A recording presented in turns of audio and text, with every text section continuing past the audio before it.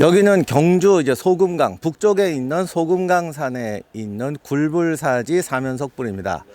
여기 굴불사지는 제가 사학과 입학하고 첫 번 경주 답사 때 들렸던 곳입니다. 근데 여기 왔을 때 뭔가 있는 것 같은데 뭔가 있는 것 같은데 뭔가 좀 이렇게 뭐랄까 좀 설명이 충분히 않다. 그렇게 마음에 흡족하지가 않더라고요. 그래서 오랫동안 마음에 간직하고 있다가 이번에 올 김에 제일 먼저 첫 코스로 여기로 왔습니다. 굴불사제 위쪽 산 중턱에는 신라 불교사에서 아주 중요한 사찰인 백률사가 있습니다. 백률사가 중요한 이유는 신라가 불교를 공인하는 데 결정적인 역할을 한 이차돈과 관련이 있는 절이기 때문입니다.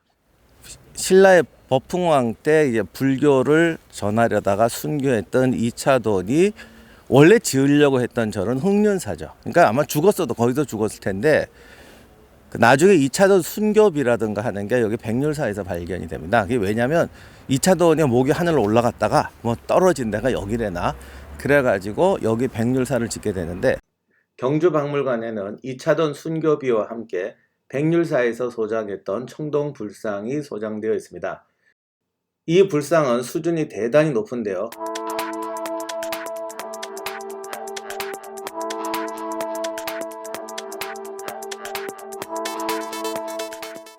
현재 남아있는 거로 봐서는 그리고 그 좀 더 남아있다고 해도 그 작품 자체를 보면 거의 최고 수준의 작품입니다. 그렇게 최고 수준의 작품이 있다는 것은 이 백률사가 그러니까 이차돈의 목을 봉안한 곳이라고 해야 되나 하여간 그런 곳이기 때문에 그만큼 중요한 곳이라는 거죠. 그렇다면 이런 의문이 듭니다. 이 산에 이렇게 중요한 백률사가 엄연히 존재하고 있는데 왜 백률사로 올라가는 입구에 굴불사라는 새로운 사찰을 또 창건하고 그 창건설화가 삼국유사에까지 기록되었을까요? 먼저 삼국유사가 전해주는 굴불사의 창건설화부터 살펴보겠습니다. 이곳 백률사가 원래 중요한 절이니까 신라 왕들이 행차를 했나 봐요. 신라 경덕왕 때 왕이 백률사를 가려고 올라가다가 여기서 무슨 뭐 연불 소리가 들렸대나 그랬더니 땅을 팠더니 이게 나왔다.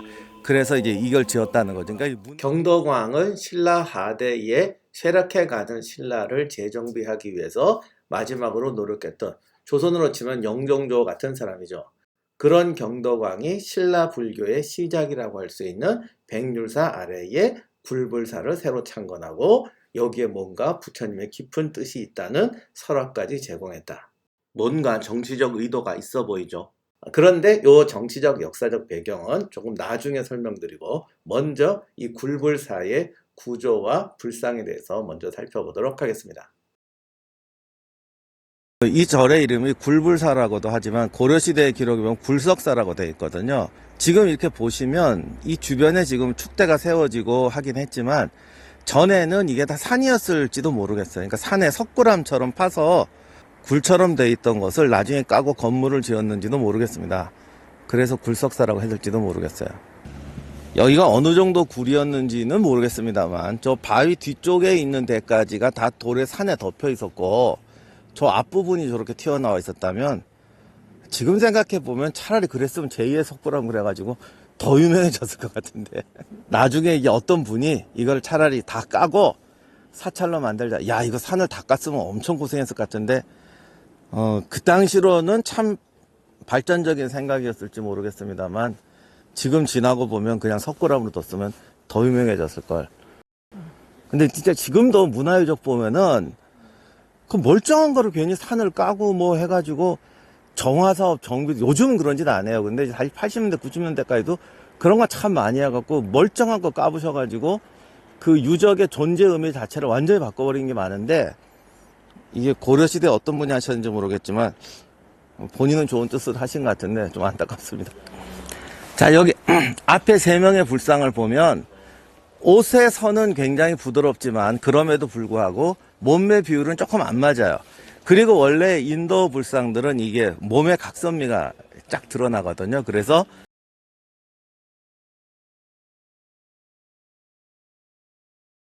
특히 보살 같은 경우는 얼굴은 남자인데 몸은 완전히 여자 몸매 같은 그런 게 종종 있는데 여기 보면 조금 투박해졌죠. 그러니까 우리나라 사람 몸매 비슷해졌어요.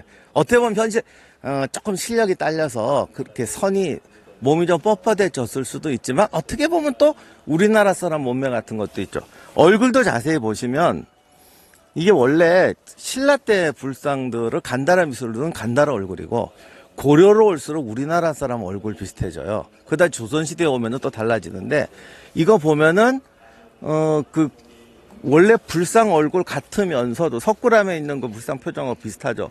그러면서도 조금 이렇게 투박해져 있어요. 근데 이거는 제가 이게 마모가 많이 됐기 때문에 원래 그런 건지 좀 한 건지는 좀 애매합니다만 간다라가 원래 약간 갸름하게 하고 그러는데 그렇게 하는 것 같으면서도 조금 뭔가 변화가 그러니까 조금 한국 사람 얼굴로 들어오려고 하는 모습을 조금 보여주죠.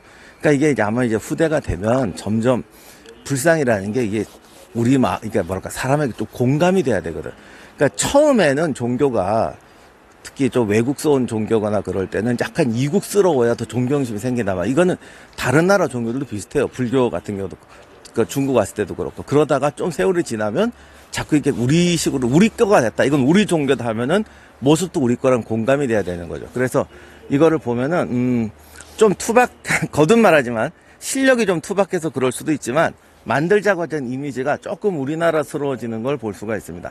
다만 여기 가운데 분은 정말 어깨 넓고 다리 딱 상체 벌어지고 좀 한국스럽고 오른쪽 보살상도 좀 그렇고 왼쪽은 깨져서 그런 건지 지금 내가 착각이 나는 건지 모르겠는데 그래도 약간 휘은 라인이 보여. 사실 저것도 보면 몸이 약간 휘었는데 그 원래 보살상도 약간 휘거든요. 근데 그게 좀 많이 꼿꼿하게 이게 이렇게 서서 변했고 요거는 팔다리가 깨졌기 때문에 오히려 휜 모습이 보이는데 그러니까 요것도 원래 많이 요염하게 휘었던 것이 좀 펴가는 모습을 보여줍니다.